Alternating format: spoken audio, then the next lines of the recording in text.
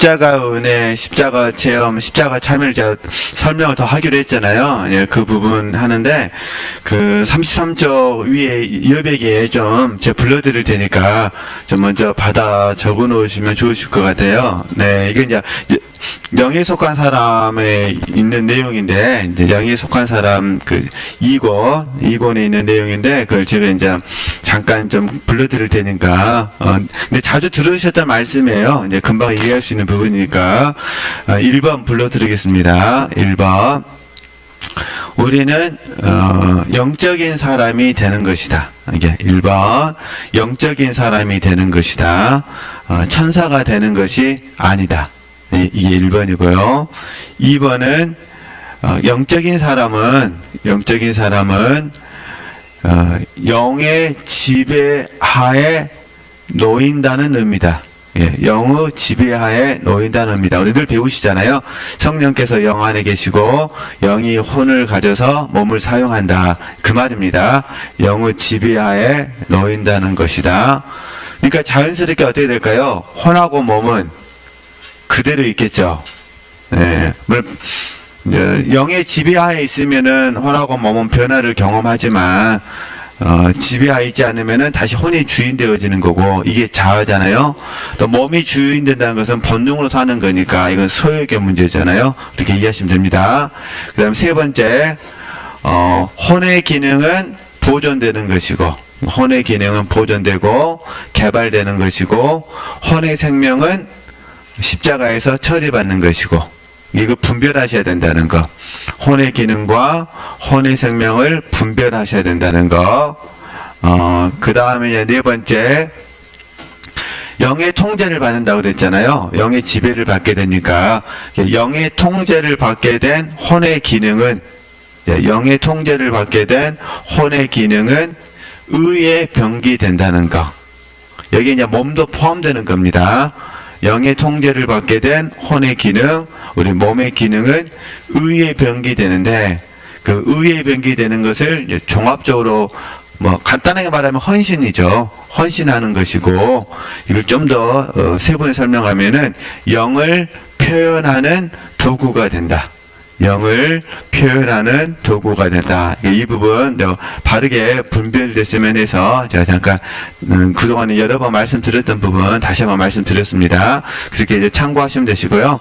이렇게 이제 불러드린 이유는 다음에 책 만들 때 그 책 안에 들어갈 수 있도록 하기 위해서 하는 겁니다. 오늘 다 매번 못 하셔도 오늘이 하면 15번째잖아요. 그럼 이제 또 책 하나가 만들어지니까 그때 참고하시라고 불러준 부분입니다. 따로 설명은 하지는 않겠습니다.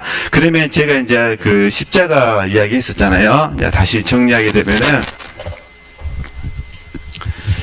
저희들이 이제 절대로 잊어버려서는 안 됩니다. 십자가의 은혜, 그 다음에 십자가의 체험, 그 다음에 십자가의 참여, 그죠? 십자가의 참여, 또는 십자가의 연합에도 상관없습니다. 이게 십자가의 은혜, 십자가의 체험, 십자가의 참여, 또는 십자가의 연합, 이 과정을 통해서 저희가 이제 간단하게 말할 때는 자아와 소욕이 처리를 받는 겁니다. 자아와 소욕이 처리받는데, 이걸 좀 더 확장시키면, 우리가 이제 십자가 은혜는 대속적 십자가잖아요. 나를 위한 십자가고, 십자가 체험은 요단강 체험으로서 내가 죽은 십자가잖아요. 그럼 십자가 참여, 십자가 연합은 뭘까요? 주님께서 내게 맡기신 십자가가 되는 거잖아요. 이게 골로새서 1장 24절 말씀이잖아요. 네. 그러니까 골로새서 1장 24절 말씀, 누가복음 9장 23절 말씀. 이게 누가복음 9장 23절과 관련된 말씀은 마태복음에도 있습니다. 마태복음에 있는데, 제가 이제 누가복음 9장 23절 말씀에 날마다라는 말이 있어요. 누가복음에만 있거든요. 그래서 제가 누가복음 9장 23절 말씀을 인용하는 거예요. 왜냐면 우리는 날마다 자기를 부인하고 제 십자가를 지고 주님을 쫓는 거니까. 골로새서 1장 23절 말씀은 주님의 남은 고난을 내 몸에 채우는 거니까, 이런 의미에서. 그러면 자연스럽게 어떻게 되냐면은 자아와 소욕은 십자가에서 죽는 거예요. 그렇죠? 자와 소욕은 십자가에 죽고 주님이 나를 통해서 사시는 거잖아요. 그러니까 이게 에베소서 4장 22절에서 24절 말씀, 로마서 12장 1절에서 2절 말씀이 이제 같이 적용되는 거예요. 이게 죽어야 뭐 하는 거죠? 사는 거죠. 그래서 이걸 잘 알려줄 말씀이 요한복음 12장에 나와 있는 미랄 비유예요. 미랄이 땅에 떨어져 죽어야, 이해되셨죠? 죽어야 뭐 하는 거죠? 많은 열매를 맺는 거예요. 이게 밀이 땅에 떨어져 죽는 거는 혼적 생명이 죽는 거예요. 그죠? 많은 열매를 맺는 거는 신적 생명이에요. 이게 십자가예요, 십자가. 내가 죽어야 누가 사시는 거죠? 주님이 사시는 거예요. 그래서 이게 저희들이 갈라디아서 2장 20절 말씀이 되는 거거든요. 이 부분이 내 안에서 흔적으로 남는 거예요. 흔적. 그래서 이걸 저희들이 통틀어서 빌립보서 3장 3절 말씀, 참 할례당이라고 말하는 거예요. 그래서 우리 잘 아시잖아요. 육체를 신뢰하지 아니하고 성령으로 봉사하고 예수만 자랑하고, 이게 이제 우리에게 흔적이 되는 거예요. 흔적. 사도 바울에게서는 진짜로 십자가의 흔적이 있었어요. 이제 우리는 그런 사도 바울이 사는 시대가 아니잖아요. 순교하는 시대가 아니니까. 그러니까 우리에게는 이 십자가의 흔적이 뭐냐면은 자기 부인, 자아부정, 자아상실로 옛사람을 벗어버린 것이고 새 사람으로 입는 거예요. 그래서 이걸 이제 또 우리가 요즘 성령의 열매를 많이 묵상하시니까 갈라디아서 5장 16절에서 18절 말씀, 22절에서 23절 말씀, 이 부분이 우리에게는 내적인 흔적이 되는 거예요. 내적인 흔적. 그죠? 그래서 성령을 따르고 성령의 인도함을 받는 거예요. 그리고 성령의 열매를 맺는 거죠. 성령을 따르고 성령의 인도함을 받으면 열매는 자연스럽게 맺어지는 거죠. 그래서 이제 이게 요한복음서 15장 말씀 우리 이제 배우고 계시니까 다 연결된 말씀이거든요. 근데 이제 이 부분이 사도 바울이 빌립보 3장 3절 말씀을 말씀하시고 이제 3장 4절부터 쭉 설명을 하시면서 이 자아와 소욕이 십자가에서 어떻게 처리되는지, 또 처리됨으로 말미암아 내 안에 어떤 일이 일어난지를 설명을 해요. 그래서 이걸 이제 인용하는 거예요. 그래서 제가 먼저 예를 들었던 게 자기 의였어요. 이게 십자가에서 내 의가 뭐야만 죽어야만 그 말이에요. 그럼 이제 누가 살아나는 거예요? 예수님 사는 거니까 예수님의 의가 살아나게 되는 거예요. 근데 우리는 이걸 지식적으로 너무 잘 알고 있어요. 이신층이. 근데 지금 우리가 힘쓰는 거는 지식적인 것이 아니라 이거 우리 다 알고 있는 거고, 우리가 원하는 것은 실제잖아, 실제. 이게 실제적으로 내가 내 의가 아니라 누굴 보는 거예요? 예수 그리스도의 의를 보는 거예요. 그렇죠? 그러니까 내 스스로가 나를 보는 거예요. 내가 어떤 말을 할 때 이건 나의 의다. 내가 어떤 말을 할 때 이건 주님의 의다. 그러니까 우리는 계속해서 어떻게 될까요? 내 의가 발견되면 어디로 가셔야 돼요? 십자가. 십자가에서 죽고 나는 십자가를 통해서 주님의 의를 내가 취하는 거예요. 그래서 내가 말을 할 때는, 이해되시죠? 내가 말할 때는 누구 말하는 거예요? 주님의 의를 말하는 거예요. 이 훈련을 우리는 계속하는 거예요. 그래야 우리 입술이 할례가 되어가지고 구속을 나타내는 말이 되는 거예요, 말.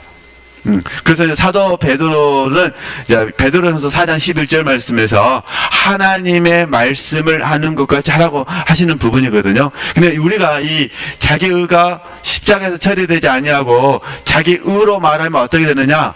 하나님의 말씀을 하는 거 맞는데 문제는 그게 율법이 되어버리는 거예요. 이게 율법의 기초에서 말을 하고 실용주의의 기초에서 말을 하게 되는 거예요. 인본주의의 기초에서 말을 하게 되는 거죠. 그러니까 우리가 그러지 말자는 거예요. 우리가 어떤 형태로 말을 하든 간에 저희들은 말씀을 하고 있어요.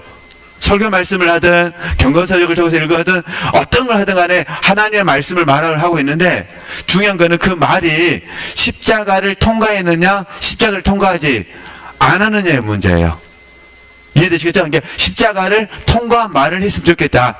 제가 지금 말씀드린 거는 실제적으로 우리가 십자가의 은혜, 십자가의 체험, 십자가의 참여를 부분적이지만 온전하지 못하고 충분하지는 못하잖아요. 그럼에도 불구하고 우리가 계속해서 이런 훈련을 해 주셔야 돼요. 실제 속에서. 그러면 다시 이제 32쪽에 가서 책 밑에서 세 번째 줄, 네 번째 줄도 보실까요? 봐보세요.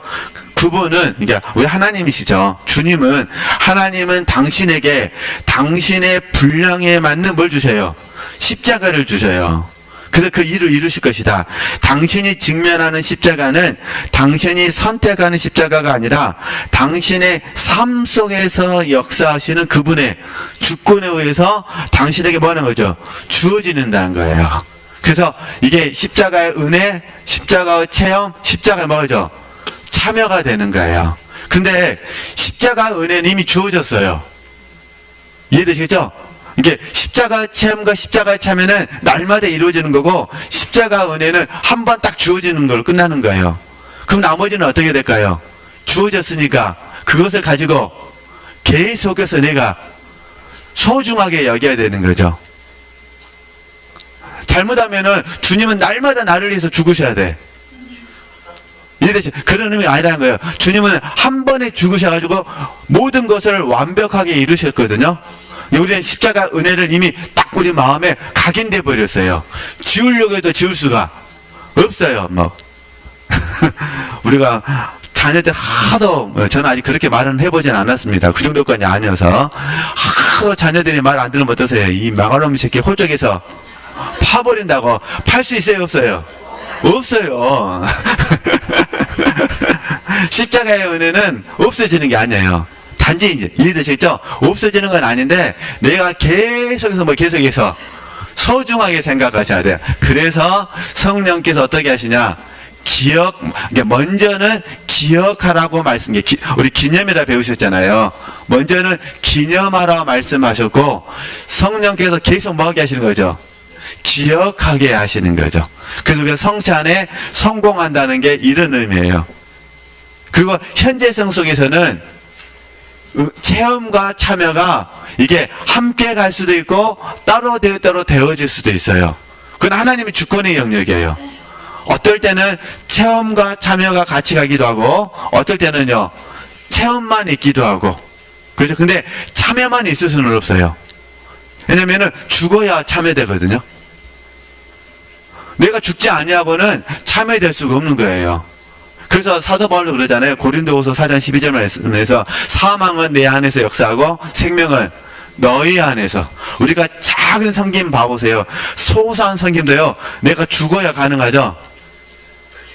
안 죽으면 안 됩니다. 물론 이런 경우는 있어요. 내가 너무 섬겨주고 싶었어.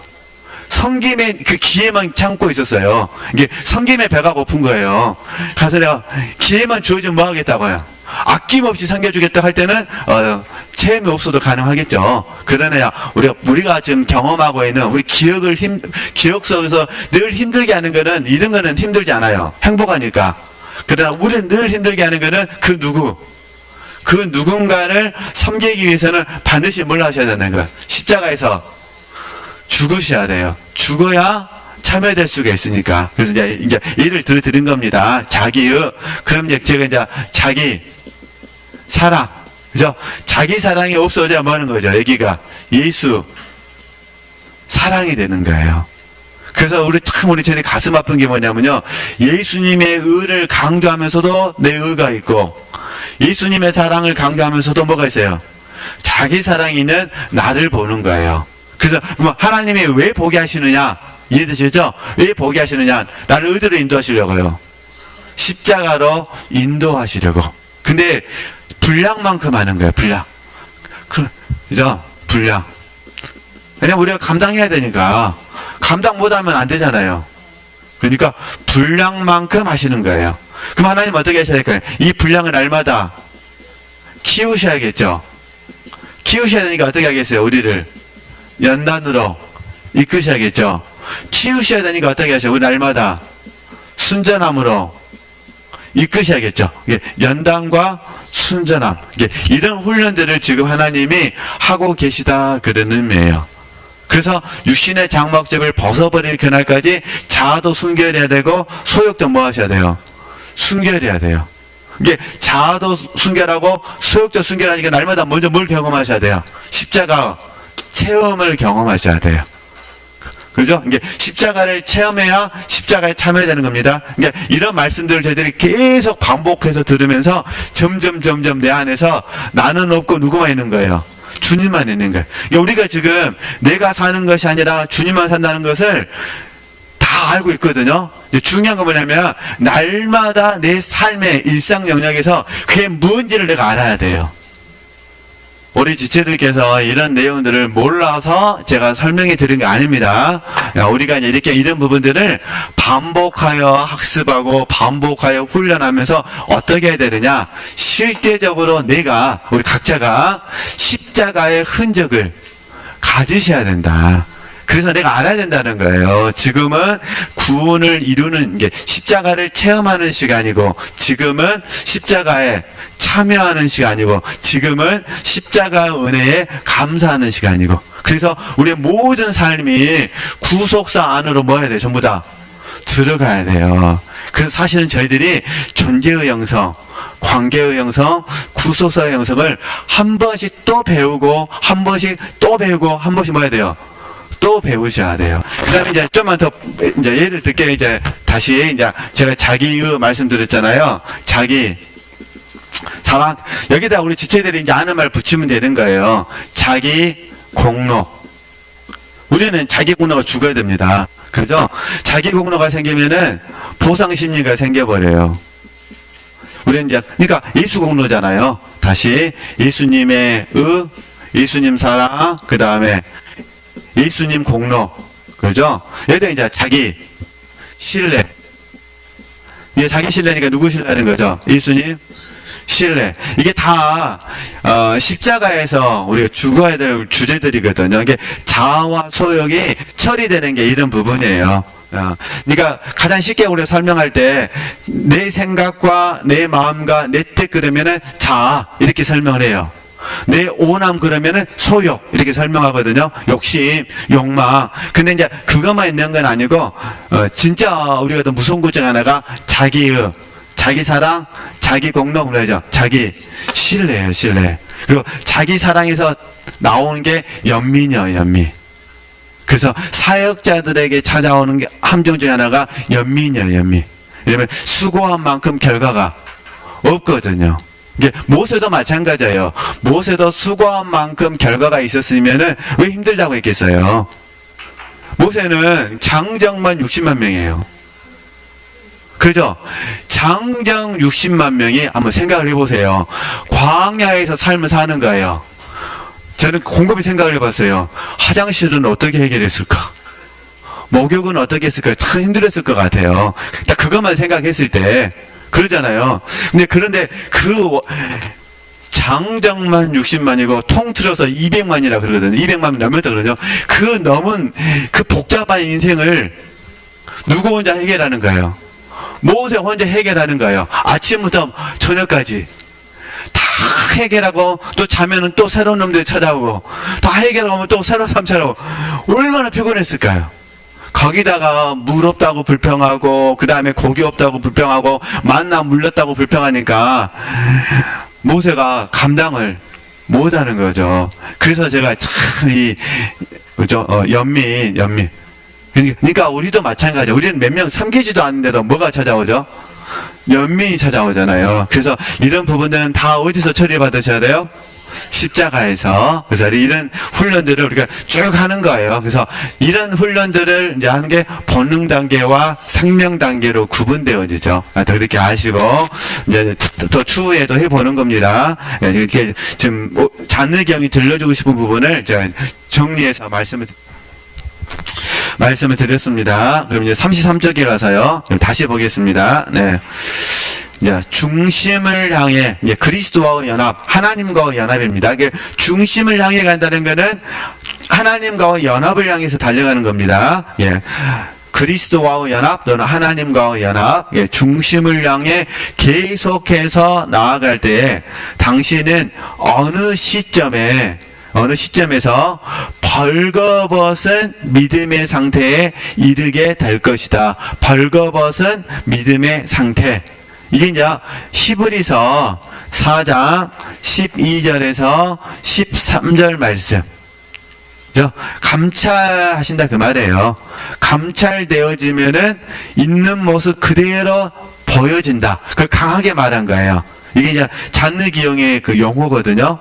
그냥 그대로 적나라하게 노출된다라고 표현할 수도 있는데 굉장히 강하게 벌거벗은 믿음. 그래서 이제 어떤 분들은 이 벌거벗은 믿음의 상태에서 믿음을 빼버리고 벌거벗은 상태라고 번역하기도 하셔요. 그러니까 저와 여러분이 하나님 앞에 섰을 때 말씀이 역사하게 되면 우리는 그대로 뭐 한다는 거죠. 우리들의 벌거벗은 모습 그대로 뭐 한다. 줄쳐놔진다. 이게 감찰이에요. 감찰. 이해되시죠? 근데 우리는 너무 감사하게 감찰되어질 때 우리는 감사하는 거예요. 회개하는 거고, 그래서 제가 더한 곳에 은혜가 넘치는 거니까 지금 그 말하는 겁니다. 당신은 당신에게 일어난 일들의 자연적인 결과로서 그러한 벌거벗은 믿음에 이르게 될 것이다. 다른 것들은 외적인 것이든 내적인 것이든 모두 다 사라질 것이다. 내가 무슨 말을 하고 있는지 아는가? 우리는 당신이 영적으로 성장하는 것을 보아왔으며, 이게 성장이다 그 말입니다. 아니, 계속 성장하는 중인데, 그러한 진전, 이게 영적인 진보가 일어나는데 수년이 걸린 것도 알고 있다. 그러나 어느 시점에 가서는 이러한 진보도 비록 비싼 대가를 치르고 얻었을지라도 뭐란 거죠? 치화되어질 것이다. 이건 이제 다 알고 계시는 거예요. 상승과 하강, 이해되시겠죠? 내가 상승한 순간에 성장했다고 생각했다 그 말이에요. 근데 갑자기 하나님 뭐 하시나요? 그죠? 떨쳐버리시는 거예요. 추락. 그래서 이게 감찰시켜 버리시는 거예요. 그래서 이때 우리가 갈라디아서 6장 3절 말씀을 다시 한번 깨닫는 거예요. 아무것도 되지 아니하다. 근데 사실은 아무것도 안 된 게 아니에요. 왜냐면은 우리가 그림을 잘 아시니까 성장했잖아요. 성장했고 다시 뭐 하는 거예요? 하락한 건데 이 하락을 통해서 뭐 하니까? 올라가니까. 그러니까 우리 육체 편에서 봐서는 아무것도 안 된 거예요. 그러나 하나님께서 보실 때는 뭐 하고 있는 거예요? 성장하고 있는 거예요.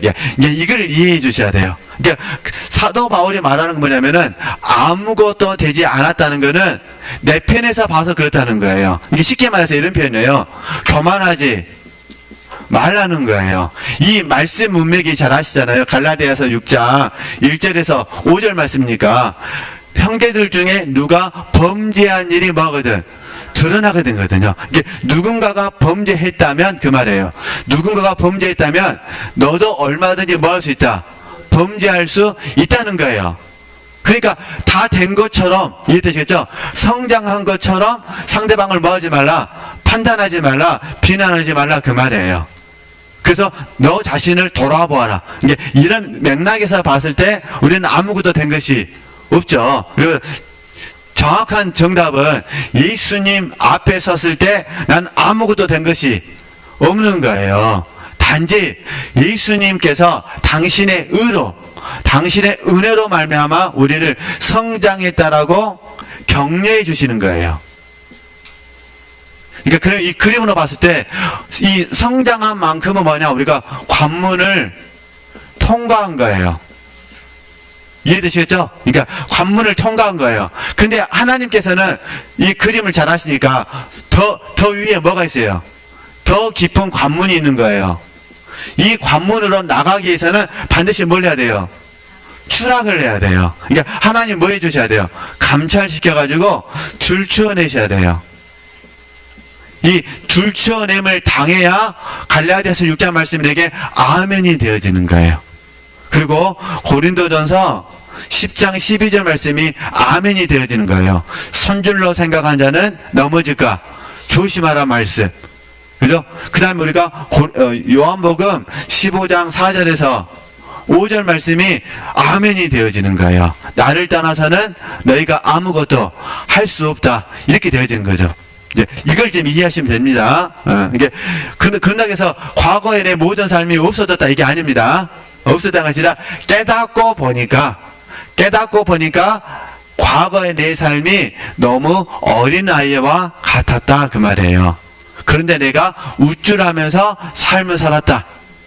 제가 들고 싶은 부분이 그런 부분이에요. 우리가 잔느교회 들려주는 게 계속 그 부분이잖아요. 계속 성장하다 보면은 하나님이 추락시키고, 또 성장하게 하셔서 추락시키고, 성장하게 하셔서 뭐 한다? 추락시키고, 성장하게 해서 추락시키는데, 이 과정을 통해서 우리는 겸손의 덕을 더 배우게 되고 계속해서 바르게 성장할 수 있다. 이 얘기를 하는 겁니다. 그래서 이걸 강하게 설명하시다 보니까 오해하시면 안 되기 때문에 제가 말씀드리는 거예요. 다시 비싼 대가를 치르고 얻었을지라도 뭐 할 수 있다는 거죠?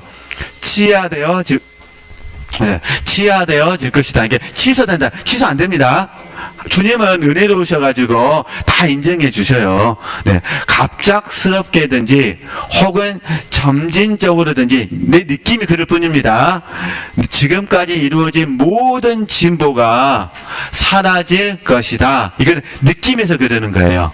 내가 보기에 하나도 변화되지 않은 것처럼 보이는 겁니다. 아닙니다. 하나님은 합력하여 선을 이루셔가지고 다시 시작할 수 있도록 용기를 주시거든요. 당신은 이러한 일과 더불어 당신의 영적 여정에서 가장 뭐란 거죠? 긴 단계를 시작할 것이다. 이것은 행복한 단계처럼 보이지는 않겠지만 종국에 가서는 당신의 자기 성품이 죽는 것은, 이게 천연적인 자아 배우셨잖아요. 이게 그 말입니다. 혼적 생명, 당신의 자기 성품이 죽는 것을 확실히 먹어야 될 것이다. 경험하게 될 것이다. 예, 이게 다 십자가의 체험입니다. 요단강 체험. 내가 보장하는 거, 당신이 그러한 힘든 시기를 기꺼이 통과하려 한다면 당신의 자기 성품은 반드시 말한 거죠. 죽게 되어 있다. 이것은 매우 오래 지속되고 철저히 항무한 시기이기 때문에 혼적인 자기가, 혼적 생명, 마침내 죽게 될 것이다. 하나님과 깊은 연합을 향해 나아가는 이러한 여정 속에서 이전 단계들도 통과하지 못하는 수많은 그리스도인들이 있다. 이건 우리가 신경 쓸 필요가 없는 거예요. 이건 하나님의 영역이거든요. 우리는 소개만 하는 겁니다. 그럼 여기서 이제 또 조심해야 될 게 어떤 부분이냐면은, 저희들이 이제 잘 이해해 주셔야 돼요. 갈라디아서 2장 20절 말씀은 실제를 말하는 거예요. 실제. 근데 우리가 함정이 뭐냐면은, 지금 저희들은 실제를 말하지만 부족해요, 많이. 그래서 우리가 관심 갖는 거 뭐냐면 생명적 연합이에요. 우리가 성령 하나님 공부할 때 성령은 생명의 사역이 있고 성령은 능력의 사역이 있다고 배우셨잖아요. 그러니까 이 생명, 이 내 안에 예수님의 생명이 채워진다는 의미에서의 연합을 말하는 거예요. 아직은. 그래서 이 혼동 때문에 우리가 판단이 있어요, 사실은. 이 생명적 연합이 있다 하더라도 사실은 실질적 연합과는 괴리감이 있거든요. 일치할 수가 없는 거예요. 이게 많이 일치할 수는 있어요. 그러니까 많은 부분에서는 일치할 수 있는데 모든 부분에서는 일치할 수가 없는 거예요. 그래야 우리가 부활을 소망하거든요. 그러잖아요. 힘써도 안 되는 거예요. 그러니까 우리는 뭘 소망하는 거죠? 부활, 신령한 몸을 소망하는 거예요. 신령한 몸을 입혀져야 주님과 온전히 뭐하니까? 연합되어지는 거니까. 그래서 사실 저희들은 이 생명적 연합 안에만 있어도요, 얼마나 감사되는지, 우리 지체들이 많이 감사하셨으면 좋겠습니다. 그리고 어떻게 하시는가요? 계속해서 일치하지는 않지만 실제적 연합이 될 수 있도록 우리가 끊임없이 뭐 할까요? 훈련하는 거예요. 그래서 이 중에 하나가 가장 어려운 것이 말이에요, 말. 가장 어려운 게 말. 그 다음에 말을 전달하는 말의 태도. 이건 어려워요, 이게. 왜냐면은 주님이 다루시는 거는 내면을 다루시는 거지 외형을 다루시는 건 아니기 때문에. 소원은 실제적 연합입니다. 그러나 아직은 우리는 어느 단계에 많이 머물러 있다가요, 생명적 연합. 근데 이것도 우리 너무너무 감사하셔야 돼요. 그래서 내면에서 이루어지는 거예요. 이 부분이 말을 통해서, 이 부분이 순종을 통해서, 그래서 우리가 더 소원했으면 좋겠다 그런 부분입니다. 그렇기 때문에 이제 사도 바울이 고백한 게 그런 부분이에요. 이것만 마치겠습니다. 고린도후서 5장 8절에서 10절 말씀을 소원한 게 이런 부분이에요. 떠나든지 거하든지 주님께서 기뻐하시는 사람이 되기 위해서 뭐 하겠습니다? 힘쓰겠습니다. 이것만 할 수가 있는 거예요. 우리가 할 수 있는 거는, 그죠? 이것만 할 수 있고, 이 힘씀을 존경하신 분들에게는 효과가 있고, 힘씀에 대해서 존경하지 않는 분들에게는 다툼이 있어요. 그래서 사도 바울이 가는 곳마다 이 다툼으로 인해서 힘들어하죠. 그죠? 그래서 갈라디아서에서도 이 다툼 때문에 힘들어하고, 고린도 전서에도 그렇고, 고린도 후서에서도 그러는 거예요. 모든 사람이 사도 바울을 좋아하는 건 아니었다는 거예요. 사도 바울의 연약함을 감당해 주는 분들은 사도 바울을 위해서 더욱더 기도하는 것이고, 사도 바울의 연약함을 담당하지 못하신 분들은 그 연약함을 가지고 비난하는 거예요. 비판하는 거예요. 그게 이제 그래서 사도 바울이 편지를 쓰는 거죠. 그래서 부득불 3층청 갔다 온 이야기도 하는 것이고, 이렇게 원래는 안 하고 싶으셨는데, 그리고 자기의 약함에 대해서도 약함의 비밀을 설명하는 거예요. 왜냐면 약한데 계속 약하다고 뭐하니까, 사람들 비난하니까, 아니다, 이 약함을 통해서 하나님이 나를 어떻게 이끌어가는지를 설명해 주는 거야. 우리는 사도 바울의 약함의 비밀을 받아들인 사람이니까 고린도후서 12장을 묵상할 때마다 감사가 되고 소망이 되는 거죠. 그걸 못 받아들이면 어떻게 될까요? 그러면은 이제 다른 말들을 하게 되는 거죠. 그래서 그런 의미가 있다는 거, 하여튼 그렇게 하시고, 지금 우리가 공부하는 거는 생명적 연합입니다. 그래서 우리에게 실제적 연합이 없다 하더라도 절대 우리 자책하시면 안 되시고, 또 다른 사람에 대해서도 뭐 하시면 안 되시고요, 판단하면 안 되시고, 생명적 연합에 대해서 우리가 많이 감사하셨으면 좋겠어요. 오늘 우리가 말씀 듣잖아요. 말씀 듣는 순간에 말씀에 딱 우리가 몰입을 하게 되거든요. 그 순간 생명력 연합이 들어가는 거예요. 나눠놓고 누구만 있는 거죠? 주님 말씀만 있는 거예요. 네, 이렇게 좋은 은혜로운 시간 됐으면 좋겠습니다. 오늘 여기까지 하도록 하겠습니다.